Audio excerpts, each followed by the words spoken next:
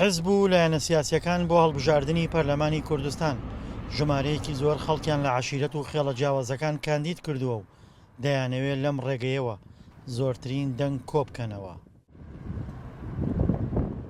ئەمە شوای کردووە خێڵ و عەشیرەتەکان کۆبوونەوە ڕێک بخەن و هەوڵی سەرخستنی کاندیدەکانیان بدەن. یەکێک لە گرفتە گەورەکانی حیزبەکان ئەوەیە تا ئێستاشە لەسەر ئەوە ئەڕۆنکە وازانن خێڵ هەموو شتێک کات. لە ڕاستیدا ئێستا خەڵک بە قسەی باوکی خۆی ناکات چ بە قسەی خێڵ بکە. بۆیە پێم وایە حکوومەت پرۆژەی لەبیر کردووە و حیزبەکان پرۆژیان لەبیر کردووە، پێیان وایە لە ڕێگەی خێڵەوە توان خەڵکی کۆنتترۆلکەن، بەڵام بە هەڵا چوون چونکە بەڕاستی خەڵک داوای پرۆژە و خوشگوزەرانیەکە. ئەوە پرۆژەیە واد لەیەکە تۆ بە حیزبێکی پێشکەوت و پیشانەدا بەرامبەر بە خەڵک، نەک خێڵایەتی و خزمایەتی.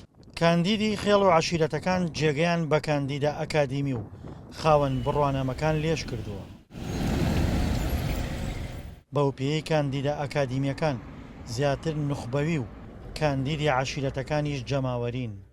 خۆی لە ڕاستدا حیزبەکان نەبێ پرۆژەی ژێرخانی ئابووری یان ژێرخانێکی دارایی ژێرخانی کشتتوکاڵیان نەبێ بۆ داهاتوو، چونکە داهاتوو بند نییە لەسەر نەود یا خودت پرۆژەکانی تر.